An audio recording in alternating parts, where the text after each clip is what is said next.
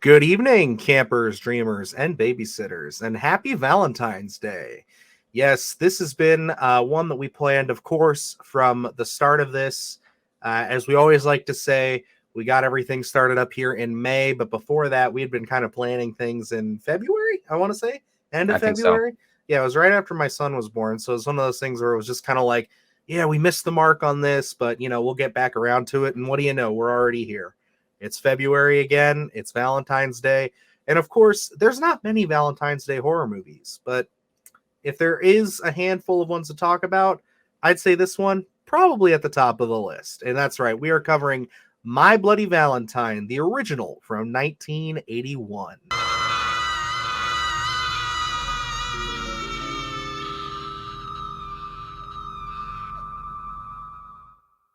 We've got a pretty interesting setup here today for it because this is a film that I've seen. I've seen it at least one time. This was back during the whole slasher craze when I first got into them.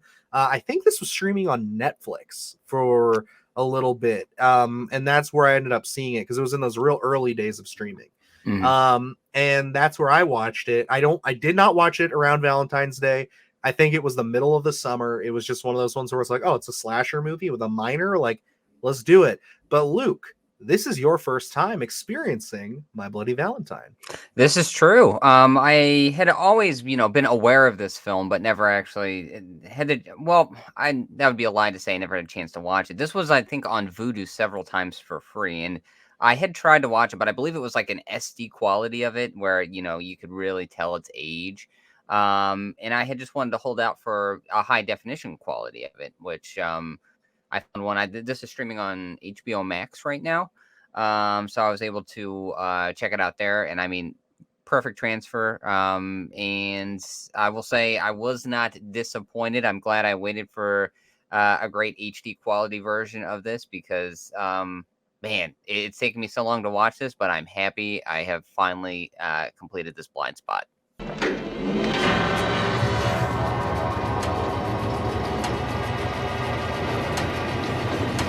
All right, I'm happy to hear it because yeah, I do enjoy this movie.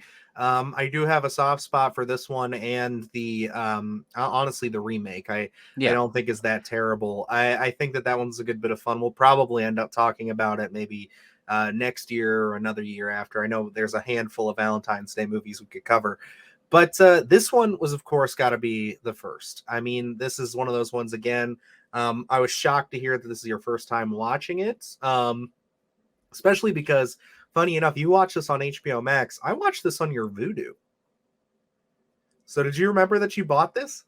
No, I don't remember that I actually own this one. You did, yeah. That's where I had planned to watch it. So yeah, that's hilarious. But yeah, Oh no, my it's gosh. yeah, you got it on HD on there, brother. So thank you for that one. I don't own the Blu-ray. It's one that every time that I have seen this, like at a used media store or something, I want to pick it up. But it seems like every time this is there, it's like somebody must have sold their collection because there's always like this and like 4 or 5 other titles that I'm debating between, and I've always put it back. But it's one of those things where it's like it's on my list of things to get because yeah, this is honestly a very solid slasher. And we just went through Silent Night Deadly Night over Christmas. And like, that's one of those things where I hadn't seen this in a long time. I was definitely anticipating because I remembered it being pretty good. But when this opens up, I was getting those kind of vibes. You know what I mean? Where it's like the title just kind of comes forward and there's blood, and then it's just them going down in the mine to start fooling around and everything. So it's kind of one of those things where I was just like, man, is this going to be a lot rougher than I thought? But I was very pleasantly surprised to see that we just kind of get right into the story. And then this is kind of a breeze to watch. There's not a whole lot of drag time. You're really just kind of moving through the day right up until Valentine's Day.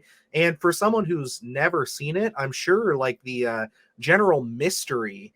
How was that for you? Because like I remember watching that the first time and being really caught off guard by who ended up being Harry Warden. Axel. Why? Yeah, for me, again, this was pretty easy watch for me. I'll say that beginning kill, I didn't know what to think of it at first because like Okay, and then we get the My Bloody Valentine, but then we get right into the story. And I think even the story here has a bit of intrigue to it, this whole love triangle kind of thing. And I just like the town setup here. I mean, with the Hmm. the sheriff, this is like where we look at like things like Friday the 13th, and I don't think they necessarily open up the town that much in that film, where this one really they do open up the town. So we're getting a lot of different characters within the town. Um, it feels like with like something like the original Halloween in Haddonfield, and kind of opening up every different facet of what's going on in the town. Hmm. Um, so I really enjoyed it from that aspect of it. And again, I like the aesthetic here too. The whole Valentine's Day thing, it kind of being outlawed in the Harry Warden story, I think is just fantastic. Oh yeah, So that intro where they kind of set him up and everything, it's honestly haunting. When they do show him in the mine, yes, eating his fellow people, like it's so effective. It was really well done. I was the one who found.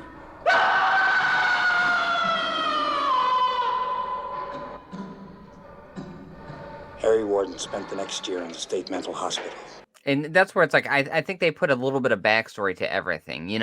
They try to tie everything together and really give these characters, without lingering too much on them, they give you some sort of backstory that you can kind of attach yourself to.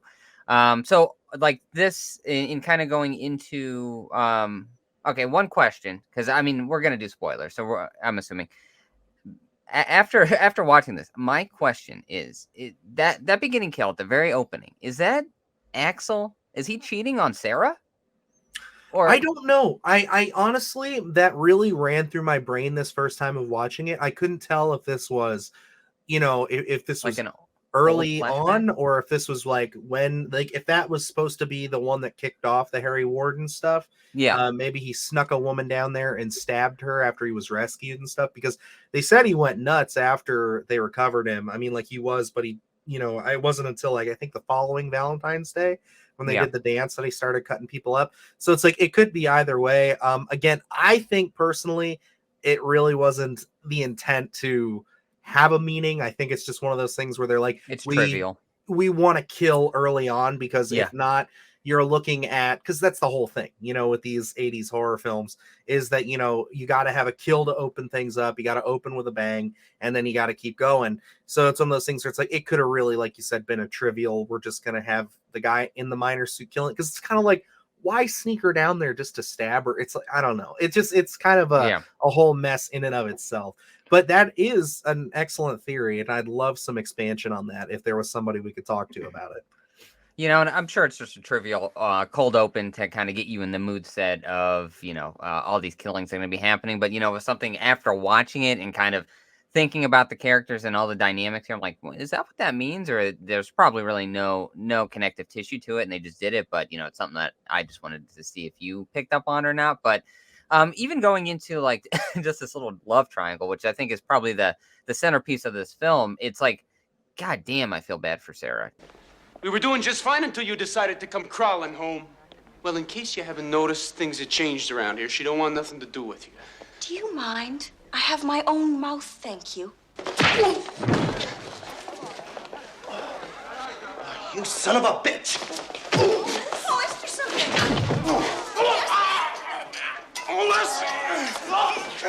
Let it go. Shit! You guys, knock it off! Because it's Yeah, like she's right. just stuck. Like TJ ditched her, left her, and went to California. Then she's stuck with Axel, who's an asshole. And then like TJ's back and thinking like, "Hey, you should get with me." And it's just like she can't catch a break. No, So it's like no, she can't. and I think that's interesting. Where it's like I'm looking at both of these male characters, and it's like, well, I dislike both of you. So, but again, it plays for these interesting dynamics. So where it's like, the characters here feel real for me. You know what I Oh mean? yeah. Like dealing with real issues. So it doesn't seem like they're, you know, off the wall kind of that want to be realistic. I think everything here is played really, really realistic. And again, going to the aesthetic here, I think a lot of the effects are great. And of course, Harry Warden as the miner, just that suit. I mean, it's perfect. You know what I mean? Like it's horrific, it's scary, but also stylish. It kind of it makes me weep that we never got a 2, 3, 4. You know what I mean? Like this is a franchise that I felt like could have went on through the 80s. Yeah, it's kind of funny. We have this where it gets one film and a remake all those years later. But then, we have, what did we have? 7 Silent Night, Deadly Night films or whatever. It's just kind of like, okay, where are the priorities here, guys? But I agree with you, man. I think that it's super solid in its presentation. The characters are really all really likable. I mean, like everybody from the sheriff, I mean, Axel and TJ, they kind of have their whole thing where we don't necessarily like them in the sense of how they portray themselves, but it's still like they're competently portrayed. They are again realistic. It feels like a real dynamic that you Mhm. would encounter between a couple of male characters and then a female character of her being stuck in the middle. So it's like I think you have these different facets of likable to unlikable. And that's where like this whole element feels real. And I think that's what all these characters are. Yeah, and I really appreciated like Hollis. I thought was a really great character. God, his death, man, that was one of those ones that made me really shriek a little bit of just like, oh, he's still alive. But yeah, he gets it bad, man.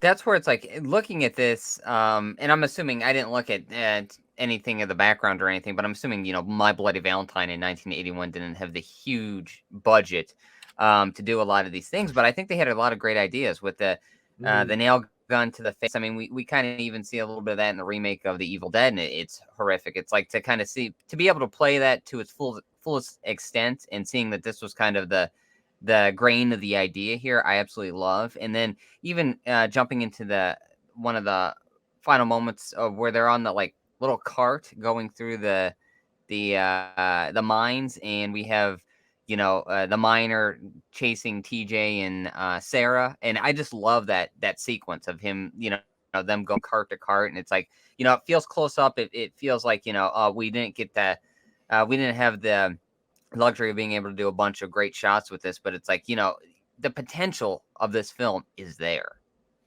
Yeah, and so did it catch you off guard at all when the reveal of Axel came to be about? Was that something that you kind of saw coming as it teed up, or was it totally just a shock to the system for you? Well, I had seen the 2009 remake. Oh, that's right. So I had knew it was gonna be one of these characters, So I was kind of expecting it. I didn't know who they were gonna go with. I enjoy that. The original went the route of Axel, and then they go a different route in that remake. It makes me respect the remake even more. I think so. And again, I just love these ideas here, where it's like we're latching onto the story from 20 years ago. Everyone thinks it's Harry Warden. We don't know if he's in the insane asylum or not, or he's dead, and we're it's someone in the town is using this as a ploy, to do their own thing. So for me, I was expecting it to be one of the characters. I didn't know offhand of who it was going to be.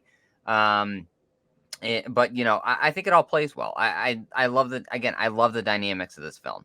I'll be waiting in hell for you! Harry, I'm coming. This whole fucking town is going to die! We're coming back, you bastards! Sarah, be my bloody Valentine. Daddy, gone away. Harry Warden made you pay. Yeah, no, I can agree there. There's definitely a really strong interplay, especially because, like, I'm assuming if you're watching this, you've seen the film. I'm sure if you're a diehard horror fan, this has been one that you've picked up at least once. So it's one of those things where it's like, even though I've seen it, the entertainment value is still there. I knew who the killer was and everything, but it's still, you're right. Those effects, the characters themselves, they all keep the story going, and it's real brisk. It's like an hour and a half. It's one of those ones where I would totally see myself throwing this on for people who've never seen it, just to show them something different. I mean, is it breaking the mold? No. It's still your typical slasher, but I think it's one of those ones that's done right, and you can tell that it's got a little bit of heart, not to, I guess play too much into the Valentine's Day thing, but yeah, it does. It's got some care taken to it, and you're right. I think that this should have been a series that we saw multiple installments in, but we just didn't. And I think we've had a remake already, but that was what 10 years ago or so now, like maybe 13 years ago. So it's one of those things where it's like, I think that we could possibly see another stab at this, no pun intended, later on down the road. I would absolutely love it. I'm very intrigued here. As we're recording this, I had to kind of shoehorn this into my schedule to watch it, so I didn't give this like a rewatch yet or anything like that. I'm really excited to sit down on this one and really pick it apart and kind of dissect the backstory of this. As we speak, I have ordered the Blu-ray, and it will be delivered. Really want to dive into and take a look, because I do know that there are like pitched sequels and things like that out there currently. So I'm really curious to dive into this backstory, because I think, again, there is a lot here to uncover and really expand upon, because I think this 1981 film really does set the groundwork for future installments, even though we never got there. I do think, this is something where revisiting nowadays, where it's like, we could do a remake and then do a few more installments, because man, this for me, what a lovely watch. Absolutely. But alrighty, guys, I think it's going to wrap us up here for My Bloody Valentine 1981. A great treat, something that we really enjoyed watching, and happy to get this review out to you guys. If you're celebrating the holiday, if you're not, if you want to celebrate it a little differently, I say throw this on, and I don't think you'll be disappointed one bit.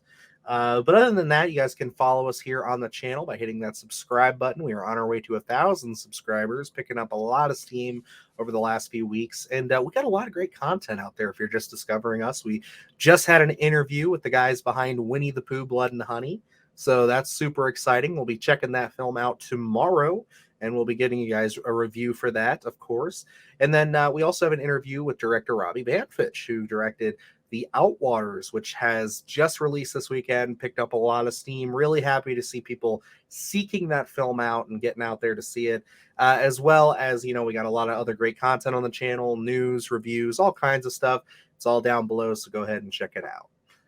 But yeah, I guess that about wraps us up here. So have a happy holiday, and until next time, I'm Dylan Newell. And I'm Luke Janesco. And remember, stay scared. For the legend they say on a Valentine's Day is a curse that'll live on and on.